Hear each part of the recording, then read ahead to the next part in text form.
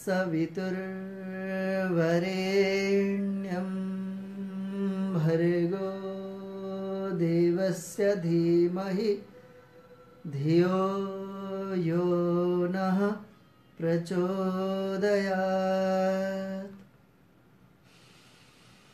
ॐ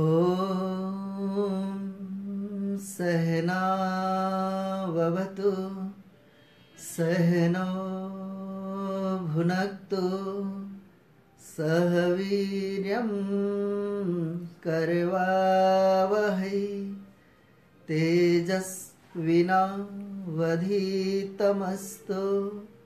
मा विद्विषावहै।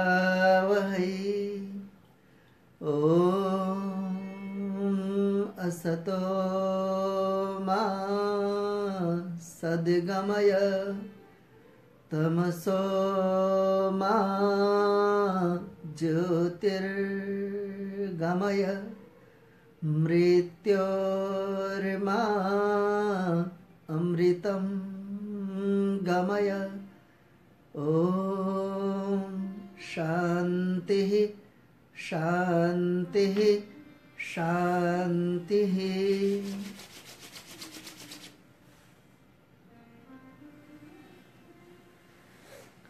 योग कथा के 8th एपिसोड में आप सभी मित्रों का सादर अभिनंदन है, वंदन है। आप सभी का नमन है। मित्रों, हम बात कर रहे थे कर्म के ऊपर, जिसे जन्म कहते हैं, मृत्यु कहते हैं, मुक्ति कहते हैं, सुख दुख, लाभ हानि, जय पराजय, जो कुछ भी कहते हैं, ये सब कर्म के ही परिणाम है। वस्तुतः हमारा जीवन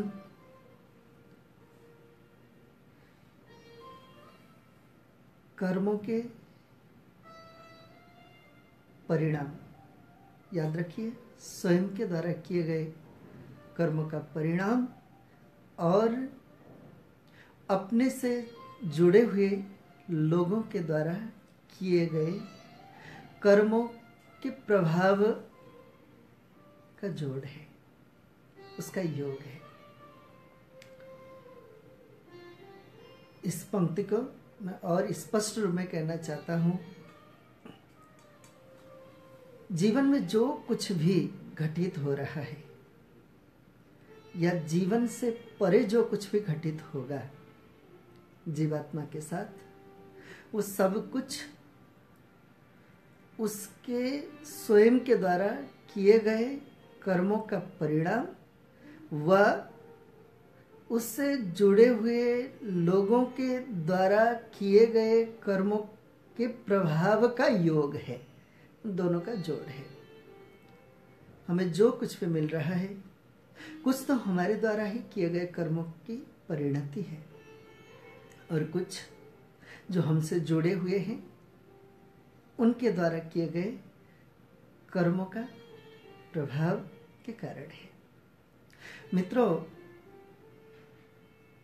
कई बार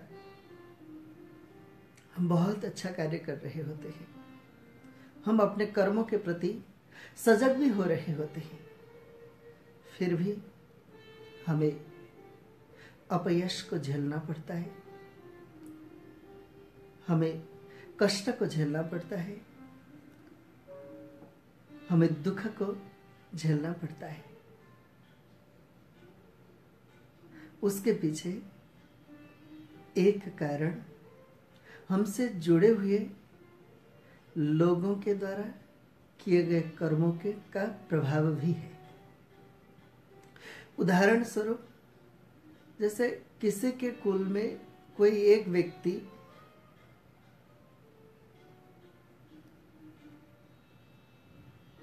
चोर हो या हत्यारा हो, तो उसका पूरा कुल, पूरा खानदान न जाने कितने दिनों तक हत्यारा का परिवार कहलाता रहेगा, कितने दिनों तक एक पापी का परिवार कहलाता रहेगा। जबकि एक व्यक्ति को छोड़कर अन्य लोगों ने, अन्य व्यक्तियों ने तो कोई भी गलत काम नहीं किए थे, और उन्हें किसी की हत्या तो नहीं की थी, और उन्हें चोरी तो नहीं की थी, फिर भी सब लोग अपयश के भागी बन जाते हैं। हाँ, कई लोग कहते हैं कि वो भी उनके द्वारा पिछले जन्मों में किए गए कर्मों का ही परिणाम है, लेकिन सर्वत्र उस बात को मानना उचित नहीं होता है। कई जगहों पर, कई स्थलों पर हमें कर्मों के प्रभाव को भी स्वीकारना पड़ता है। मित्रों, विगत कई एपिसोड में हम लोग कर्मों के ऊपर चर्चा करते आ रहे हैं, और यह बात स्पष्ट हो चुकी है कि हम कर्म किए बगैर रह नहीं सकते। 3 प्रकार के कर्म स्वयं करते हैं, जिसको कृत कर्म कहा है। कुछ हम दूसरों से करा रहे होते हैं, उन्हें कारित कर्म कहा गया है। और कुछ और लोग जो कर्म कर रहे होते हैं, उसमें हम अपनी स्वीकृति दे देते हैं, उन्हें अनुमोदित कर्म कहा गया है। और जो भी कर्म हमसे हो रहे होते हैं, वे 4 प्रकृति वाले होते हैं। शुक्ल प्रकृति वाले, यदि हम तप स्वाध्याय ध्यान कर रहे हैं तो, यदि हम परोपकार कर रहे हैं, किसी को हानि नुकसानी पहुंचा रहे हैं, तो वे कृष्ण कर्म या पाप कर्म कहलाते हैं। फिर कभी किसी की भलाई कर रहे होते हैं, लेकिन साथ ही साथ किसी का अपकार भी हो रहा होता है, तो वे मिश्रित कर्म कहलाते हैं, शुक्ल कृष्ण कर्म कहलाते हैं, या धर्माधर्म रूप कर्म भी कहलाते हैं। और चौथे प्रकार के कर्म, जब हम जीवन मुक्त बन जाते हैं, जब हम प्रकृति, स्वयं व ईश्वर का साक्षात्कार कर लेते हैं। साक्षात्कार अर्थात जैसा है वैसा ही जान लेते हैं। उसके बाद जब हम पूरी तरह से असंप्रज्ञात समाधि में स्थित हो चुके होते हैं, उसके बाद की स्थिति को जीवन मुक्ति कहा जाता है। और जो उस स्थिति में अवस्थित है, उसे जीवन मुक्त कहा जाता है। ऐसे जीवन मुक्त के द्वारा जो भी कर्म हो जाता है, उसे अशुक्ल अकृष्ण कर्म अर्थात निष्काम कर्म कहा जाता है। इस प्रकार प्रकृति के आधार पर अगर हम कर्म देखते हैं तो 4 ही प्रकार के हुए, शुक्ल कर्म, कृष्ण कर्म, शुक्ल कृष्ण कर्म, अशुक्ल अकृष्ण कर्म। और हम जो भी कर्म कर रहे होते हैं, उसका फल मिलना ही मिलना होता है। कुछ अभी मिलेगा, कुछ कभी मिलेगा, या तो अभी या कभी, लेकिन मिलना अवश्य भावी होता है। जब कर्म चल रहा होता है लेकिन फल नहीं मिल रहा होता, उसको क्रियमाण कर्म कह देते हैं। और जब कर्म कुछ फल दे देते हैं और कुछ फल नहीं दे रहे होते हैं, तो उन कर्मों को जो फल अभी नहीं दे रहे, कभी देने वाले हैं, तो वे कर्म संचित कर्म कहलाते हैं। और जिनका फल यही मिलना है, जाति, आयु और भोग के रूप में निश्चित हो जाते हैं, उनको प्रारब्ध कर्म कहते हैं। इस प्रकार फलों के आधार पर हम कर्मों को 3 भागों में विभाजित कर सकते हैं। मित्रों, कर्म ही बंधन का भी कारण है और कर्म ही ज्ञान का भी कारण है। याद रखिए मैं क्या कह रहा हूं, कर्म ही बंधन का भी कारण है और कर्म ही ज्ञान का भी कारण है। और जो कर्म ज्ञान का कारण बनता है वह ज्ञान व्यक्ति को मुक्ति तक पहुंचा देता है। ज्ञानात मुक्ति, यह सांख्य का सूत्र है। और वैसे बहुत सारे लोग जानते हैं रीति ज्ञानान्न मुक्ति, ज्ञान के बिना मुक्ति होना असंभव है। कर्म स्वयं व्यक्ति को मुक्ति तक तो नहीं पहुंचा पाता, लेकिन हाँ, कर्म व्यक्ति को ज्ञान तक पहुंचा देता है और ज्ञान व्यक्ति को फिर मुक्ति तक पहुंचा देता है। मैं कह चुका हूं, मुक्ति अर्थात काम क्रोध लोभ मोह मद मात्सर्य से रहित अवस्था। मुक्ति अर्थात साक्षात्कार की अवस्था। मुक्ति अर्थात ईश्वर, जीव, प्रकृति व प्रकृति से उत्पन्न पदार्थ यानी कि प्राकृतिक पदार्थों के प्रति ठीक ठीक व्यवहार संपन्न होने की अवस्था। लेकिन मित्रों, जब हमारा कर्म सही नहीं होता, कर्म बिगड़ जाता है, उस अवस्था में मुक्ति तक हम नहीं पहुंच पाएंगे। जब मुक्ति मिल जाती है तब फिर हम बहुत दीर्घ काल तक जन्म और मृत्यु के चक्र से छूट जाते हैं। करीब करीब 31 नील 10 खरब 40 अरब वर्ष पर्यंत, यानी कि 36,000 बार इस सृष्टि के बनने और बिगड़ने तक हमारा फिर जन्म मृत्यु नहीं होता। हम उस परमात्मा के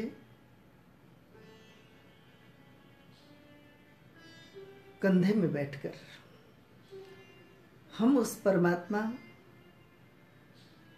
के आधार में आश्रित होकर सर्वत्र विचरण करते रहते हैं। क्या कहा मैंने?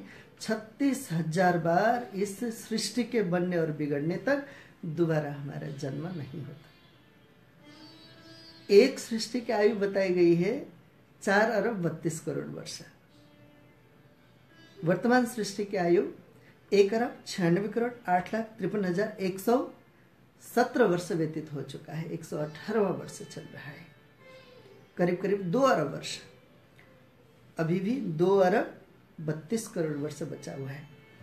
कई लोग भ्रम फैला देते हैं कि अब जो है 2020 तक में सृष्टि नष्ट हो जाएगी। कई लोग कहते हैं 2025 तक, कई लोग 2032 तक, ऐसा करते करते भ्रम फैला देते हैं। कई लोग कहते हैं कि नहीं, अब सृष्टि नष्ट होने ही वाली थी, हमारे गुरुदेव ने बचा दिया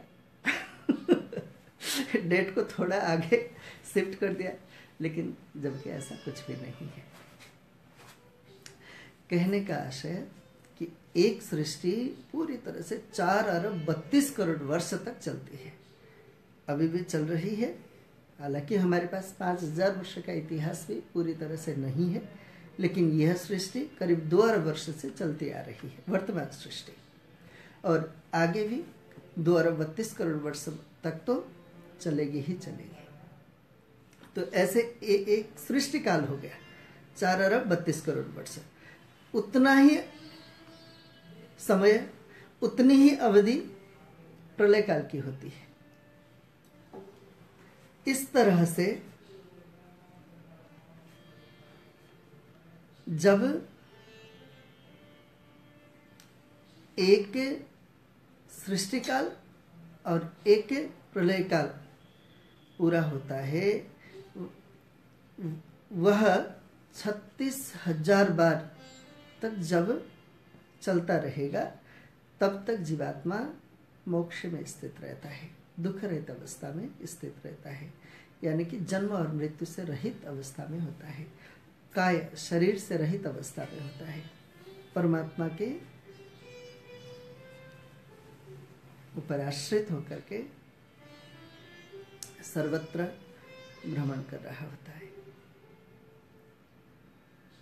चूंकि अवधि बहुत लंबी है, इसलिए कई लोग कह देते हैं कि मोक्ष के बाद दोबारा जन्म नहीं होता, क्योंकि बहुत लंबी अवधि है।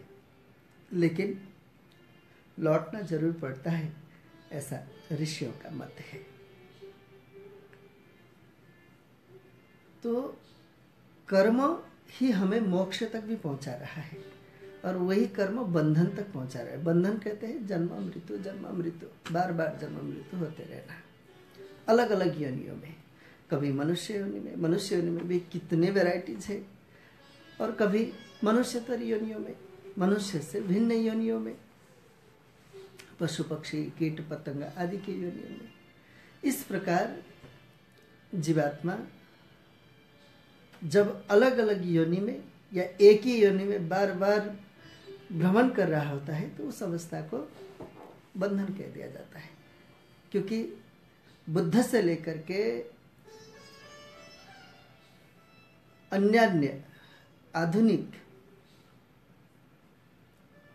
योगियों ने हो या ऋषियों ने हो, सभी ने जन्म को दुख का कारण भी बताया गया है, क्योंकि जन्म ही ना हो तो दुख कहाँ। खैर, उस विषय में हम आने वाले दिनों में बहुत डिटेल में चर्चा करेंगे। तो अभी मैं ये बात कह रहा हूं कि चाहे बंधन हो या ज्ञान हो, दोनों ही हमारे कर्म के ऊपर निर्भर करता है। यदि हम तप स्वाध्याय ध्यान कर रहे हैं, तो उसके द्वारा हम मुक्ति की ओर बढ़ेंगे। और यदि हम कुछ धर्म कर्म कर रहे, धर्म कर्म कहते हैं परोपकार को, या अधर्म कर्म पाप कर्म परापकार कर रहे हो, तो उस अवस्था में फिर हम बंधन की ओर बढ़ रहे होते हैं। याद रखिए, धर्म कर्म दूसरों की मदद करना, दूसरों का उपकार करना, दूसरों को लाभ पहुंचाना, दूसरों की सेवा करना, यह भी व्यक्ति को जन्म की ओर ही ले जाएगा, ज्ञान की ओर नहीं, मुक्ति की ओर नहीं। हाँ, यह बात अलग है कि हम पहले भी कह चुके हैं कि 50% से अधिक यदि हमारा धर्म कर्म हो, तो दोबारा फिर मनुष्य योनि ही मिल जाती है। और उसमें भी यदि धर्म कर्म बहुत ज्यादा हो, तो मनुष्य में भी बहुत उच्च स्थिति मिल जाती है, यानी कि विद्वान विदुषी के यहाँ जन्म हो जाता है। माता पिता बहुत धार्मिक स्वभाव के होते हैं। धार्मिक मतलब धर्म को ग्रहण करने के स्वभाव वाले। धर्म कहते हैं उत्कृष्ट गुणों को भी, उच्च मानवीय मूल्य व मान्यताओं को धारण करने वाले। दया, करुणा, उपकार, सेवा, उदारता, संवेदनशीलता, सहकारिता आदि आदि उच्च मानवीय मूल्य व मान्यता है। ऐसे ही अहिंसा, सत्य, अस्तेय, ब्रह्मचर्य, अपरिग्रह, शौच, संतोष, तपस्वाध्याय, ईश्वर प्रणिधान आदि आदि मान्यताओं को जो धारण करते हैं, उन्हें धार्मिक कहते हैं। ऐसे धार्मिक परिवार में व्यक्ति का जन्म होता है, और फिर उसकी सोच भी उसी स्तर की होती है, उसी स्तर का सर्कल मिल जाता है ना। व्यक्ति जिस सर्कल में होता है, जनरली उसी स्तर की सोचने लगता है ना। सामान्य परिवार में जन्म लेने पर भी जब तक उसको उच्च सर्कल नहीं मिल पाता, तब तक बहुत ऊंचा नहीं सोच पाता, या बहुत उच्च सोचने लगता है तो फिर सर्कल बदल जाता है। दोनों ही बात सही है। कहने का आशय यह है कि धर्म कर्म भी व्यक्ति को जन्म की ओर ही ले जाता है, और अधर्म जो है, पाप कर्म जो है, वो तो निश्चित रूप में व्यक्ति को मनुष्यतर योनियों की ओर ही ले जाता है। और उसमें भी अलग अलग योनियां, कीट पतंग की योनि से लेकर के, जानवरों की योनि से लेकर के, पेड़ पौधों की योनि से लेकर अलग अलग प्रकार की योनियों में ले चला जाता है। देखिए, कर्म ही ज्ञान की ओर भी ले जा रहा है और कर्म ही बंधन की ओर भी ले जा रहा है। इसलिए मित्रों, हम सबको कर्म के प्रति जागरूक होना चाहिए। लेकिन कर्म करने के तीन ही साधन है हमारे पास। या तो हम शरीर से कर्म करेंगे, या वाणी से कर्म करेंगे, या मन से कर्म करेंगे। जो शरीर से करते हैं उसको कायिक कर्म कह देते हैं, शारीरिक कर्म कह देते हैं। जो वाणी से करते हैं उसको वाचिक कर्म कह देते हैं, और जो मन से करते हैं उसको मानसिक कर्म कह देते हैं। कई लोग भाव कर्म भी कह देते हैं। जैन परंपरा में इस शब्द का प्रयोग किया